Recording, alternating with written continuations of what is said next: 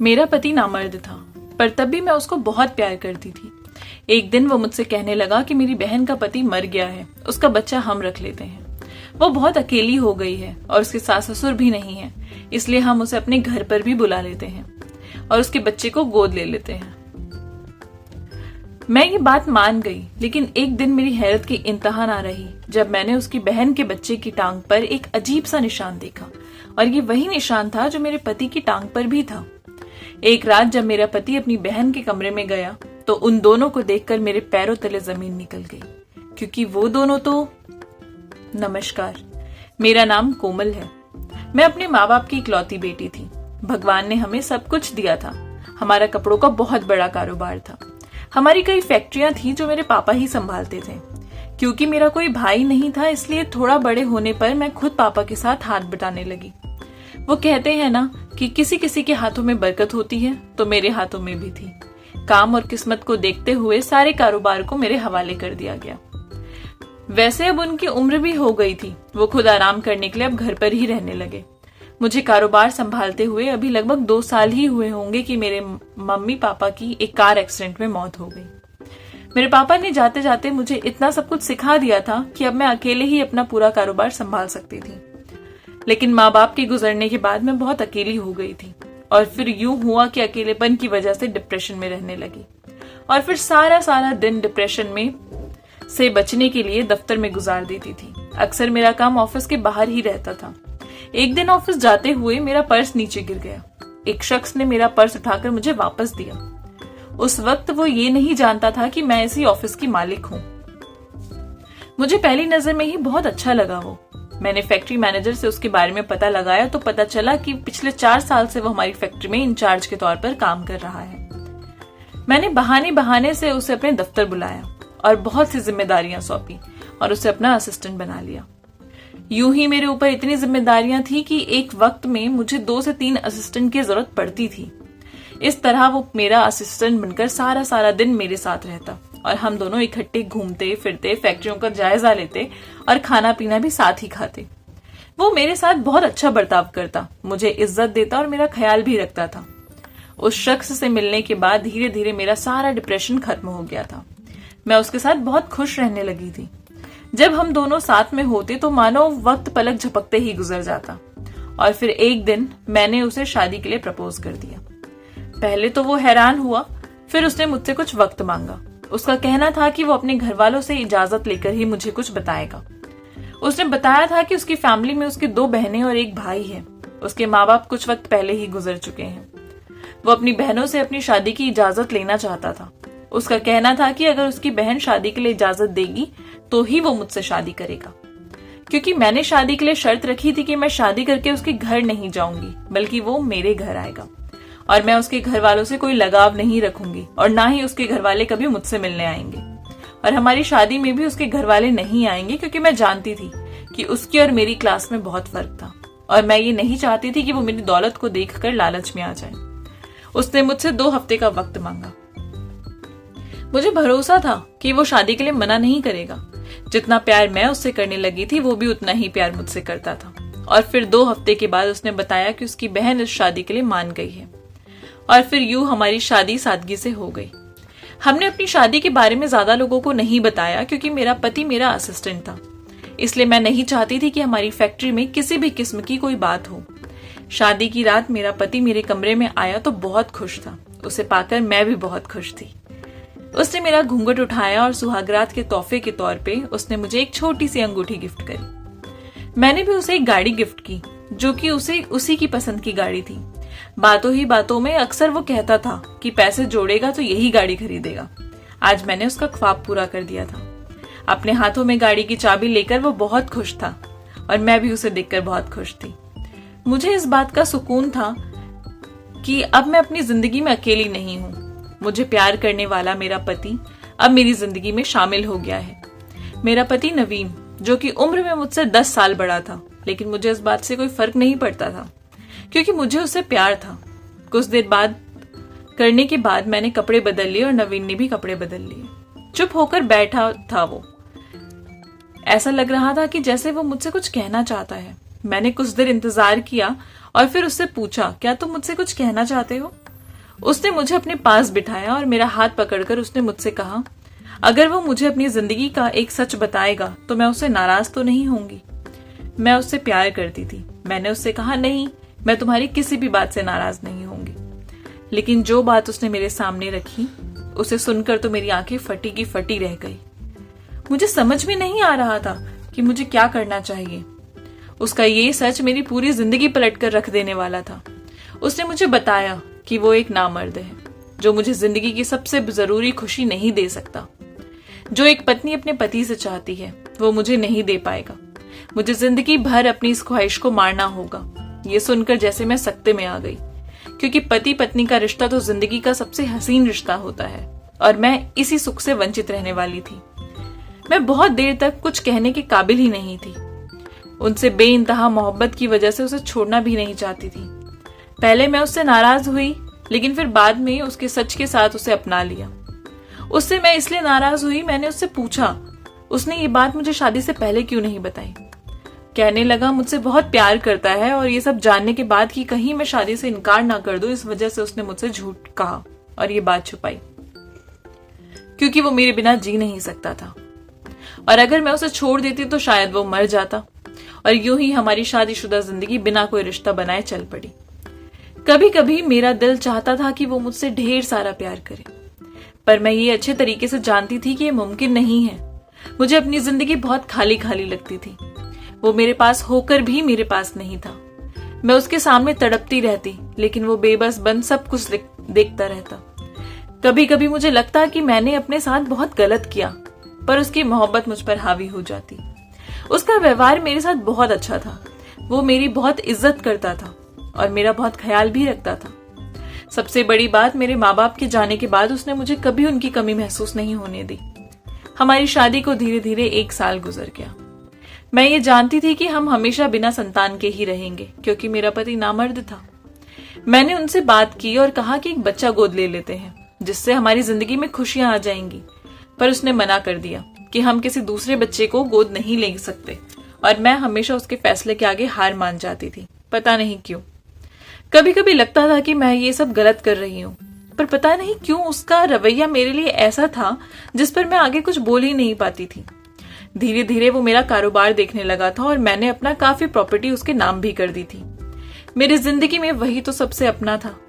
कभी कभी मुझे अपनी जिंदगी में बच्चे की कमी इस कदर महसूस होती कि मैं रोने लग जाती और परेशान हो जाती, और वो मुझसे कहता कि अगर भगवान ने हमारी किस्मत में औलाद दी होगी तो जरूर मिल जाएगी, और उसकी ये बात सुनकर मैं भी चुप हो जाती। हमारी शादी के 1 साल बाद उसने मुझे बताया कि उसकी बहन का पति मर गया है और उसकी बहन के हालात बहुत खराब है और वो बहुत मुश्किल से अपने बच्चे के साथ गुजारा कर पा रही है। नवीन ने कहा, मेरी बहन के पति को अचानक दिल का दौरा पड़ने की वजह से उनकी मौत हो गई है। उनकी मौत के बाद उसके ससुराल वालों ने अपने साथ रखने को तैयार नहीं है और मेरी बहन अपने छोटे से बच्चे के साथ अकेली रहती है। उसका बच्चा सिर्फ 2 महीने का है और उसका यूं अकेले रहना ठीक नहीं, क्योंकि उसके मोहल्ले वाले तरह तरह की बातें करते हैं। इस बात पर मैंने उनसे कहा कि हम तुम्हारी बहन की मदद कर सकते हैं, तुम जो चाहो अपनी बहन को दे सकते हो। उसने मुझसे कहा कि अगर मैं इजाजत दूं तो वो अपनी बहन का बच्चा लेकर मेरी गोद में डाल देगा और यूं हम बेऔलाद भी नहीं रहेंगे और मेरी बहन को इसी घर में कोने में जगह दे देंगे। वो हमारी सेवा भी करेगी और यहाँ सुरक्षित भी रहेगी। बच्चे के नाम पर तो जैसे मेरे अंदर नई जिंदगी ने जन्म ले लिया और मैंने बिना कुछ जाने समझे और बिना पूछे उनको इजाजत दे दी। मैं अपना अधूरापन मिटाना चाहती थी। पति के नामर्द होने पर मैं बिल्कुल उदास रहती थी। मेरे सारे जज्बात मिट्टी में मिल गए थे। मैं हर वक्त पति के प्यार के लिए तड़पती, पर वो मेरी ख्वाहिश पूरी नहीं कर सकता था। अब जबकि मुझे औलाद मिल रही थी तो मैंने सोचा कि मैं क्यों मना करूं। मेरा घर बहुत बड़ा था, अगर उनकी बहन किसी कोने में रह जाती तो मुझे कोई फर्क नहीं पड़ने वाला था। मैंने इसी ख्याल से अपने पति को इजाजत दे दी और वो अगले ही दिन अपनी बहन और अपनी भांजी को लेकर मेरे घर आ गए। घर आते ही उनकी बहन ने अपना बच्चा मेरी गोद में डाल दिया और कहा कि मैं इसका नाम भी खुद अपनी मर्जी से रख सकती हूँ। ये सुनकर तो मेरी खुशी की इंतहा ना रही और मैंने बच्चे का नाम रख दिया। बच्चा बहुत खूबसूरत था और कुछ कुछ नवीन जैसा लगता था। मैं जब भी उसे गौर से देखती तो मुझे लगता कि मैं नवीन को देख रही हूँ। मैं अक्सर नवीन से कहती थी कि तुम्हारी भांजी तुमसे बहुत मिलती है, और वो हंसकर मेरी हाँ में हाँ मिला देता। मैं बहुत खुशी से बच्चे की देखभाल करने लगी। मैं सारा सारा दिन बच्चे में ही व्यस्त रहती। मैंने अपने कारोबार से भी दूरी बना ली थी। अब सब कुछ नवीन के हाथ में था। मैं जानती थी कि नवीन मेरे कारोबार को बहुत अच्छे से संभाल सकता है। वो घर आता तो ये देखकर खुश हो जाता कि अब मैं बच्चे के साथ मग्न रहती हूँ और उसी के साथ खेलती हूँ। मुझे बच्चे के साथ बिजी देखकर वो अपनी बहन के साथ जाकर बैठ जाता। उसकी बहन भी उसके साथ वक्त गुजारती थी। क्योंकि मुझे बच्चा मिल गया था और मुझे उन दोनों भाई बहनों का एक साथ वक्त गुजारने से बिल्कुल भी बुरा नहीं लगता था। अब तो अक्सर अगर बच्चा रात को रोने लगता तो मैं खुद नवीन को कहती कि तुम दूसरे कमरे में जाकर सो जाओ, क्योंकि तुम्हें सुबह ऑफिस जाना है। तो वो अपनी बहन के कमरे में ही चला जाता और वहीं सो जाता था। मैं रात भर बच्चे को संभालती, इसलिए सुबह मुझे नींद आती रहती। जब भी वक्त मिलता तो मैं भी सो जाती थी और नवीन को बहुत कम वक्त देने लगी थी। एक दो बार नवीन ने मुझसे कहा कि मैं बच्ची के लिए कोई आया रख लूं या उसकी बहन को ही उसकी देखभाल करने के लिए कहूं, लेकिन मैं बच्चे को किसी और के हवाले नहीं करना चाहती थी। और नवीन कमरे में होने या ना होने से मुझे कोई फर्क भी नहीं पड़ता था अब, क्योंकि वो तो वैसे भी नामर्द था और मेरी कोई ख्वाहिश पूरी करने के काबिल नहीं था। अगर मुझे उससे मोहब्बत ना होती तो मैंने उसे शादी की पहली रात को ही छोड़ दिया था। लेकिन ये बच्चा मुझे नवीन की ही वजह से मिला था और यही मेरी जिंदगी की सबसे बड़ी खुशी थी।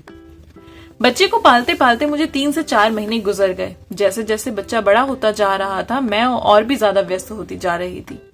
नवीन को बिल्कुल भी वक्त नहीं दे पाती थी।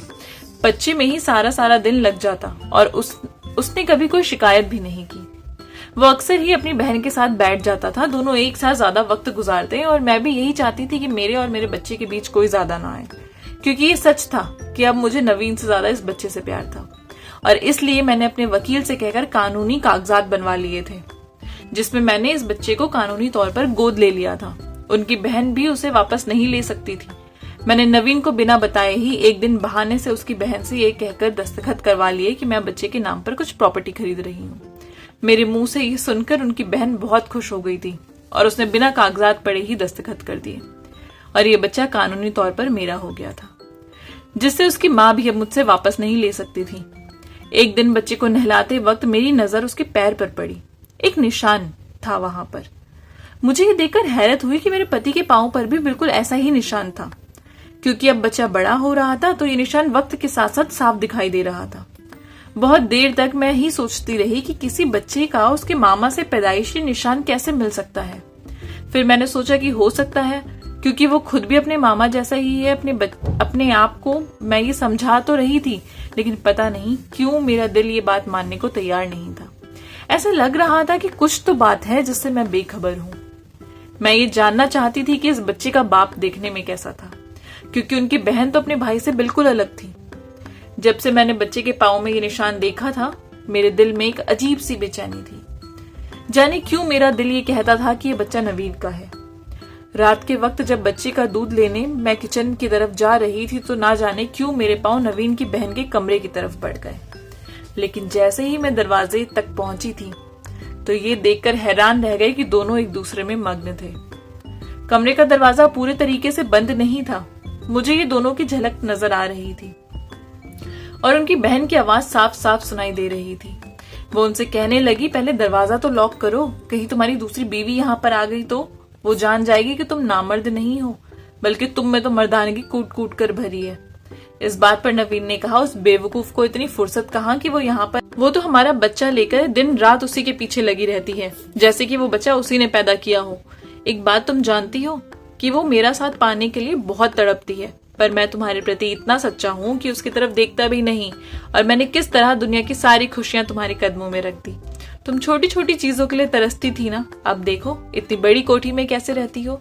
हमारा बच्चा भी अच्छी जिंदगी जी रहा है और तुम्हें भी नहीं परेशान होना पड़ता। हमें तो फ्री में आया भी मिल गई है, हमारी किस्मत भी संवर गई है। तुम यूं ही मुझे उससे शादी करने के लिए रोक रही थी। मैंने कहा था ना कि वो अनाथ जिसका इस दुनिया में कोई नहीं है, सिर्फ मोहब्बत की भूखी है। मैंने जरा सा प्यार दिया, उसने सारा कारोबार ही मेरे हवाले कर दिया। तुम्हारा पति बॉस है, सभी मेरे आगे पीछे घूमते हैं, मेरी मर्दानगी के बगैर ही वो मुझसे चिपकी रहती है। तुम्हें क्या बताऊं, रात में ऐसी ऐसी हरकतें करती है कि मुझे खुद पर काबू पाना मुश्किल हो जाता है। आज उन दोनों की ऐसे बातें सुनना ही मेरे लिए काफी था। यही वजह इस रिश्ते को खत्म करने के लिए काफी थी।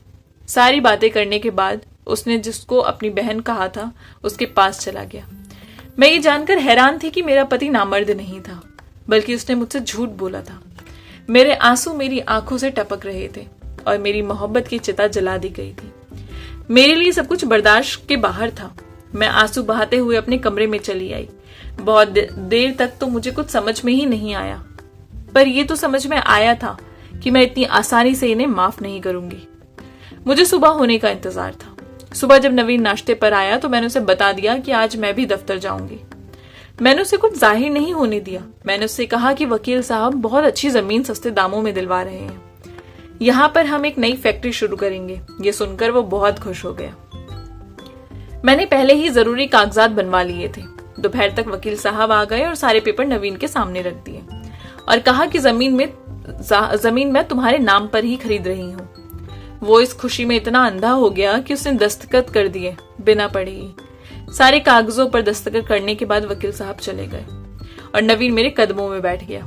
मैं घर वापस आई तो मैंने नवीन की पहली पत्नी से अपना बच्चा वापस ले लिया और कमरे में आ गई। आज फिर मैं उन दोनों के दरवाजे के बाहर खड़ी थी। दरवाजा आज भी बंद नहीं था। शायद वो बेफिक्र थे, क्योंकि मुझे बच्चे के अलावा घर में कुछ दिखता ही नहीं था। ऐसा लग रहा था जैसे आज तो कमरे में कोई पार्टी हो रही थी। नई जमीन नाम होने पर वो अपनी पत्नी को बाहों में उठाए गोल गोल घूम रहा था। जैसे ही नवीन अपनी पत्नी के करीब गया तभी मैंने दरवाजा खोला और अंदर घुस गई। मुझे देखकर वो दोनों ही सकते में आ गए। मैंने आगे बढ़कर नवीन के चेहरे पर थप्पड़ों की बारिश कर दी। अपने हाथ में पकड़े कागजात उसके मुंह पर मारे। मैंने उससे अपनी सारी प्रॉपर्टी वापस ले ली थी और साथ ही साथ तलाक के कागजात पर भी साइन करा लिया था। अब मेरा उससे कोई वास्ता नहीं था। मैंने तुरंत उन दोनों को घर से निकलने को कहा तो नवीन मुझे अपनी झूठी मोहब्बत की कस्में देने लगा। मैंने उसके मुंह पर 2 तमाचे और मारे। जाते हुए जब उसकी पत्नी ने बच्चा वापस मांगा तो मैंने उसे ये बताकर उसके पैरों तले जमीन खिसका दी कि इस बच्चे का पर उसका कोई हक ही नहीं है।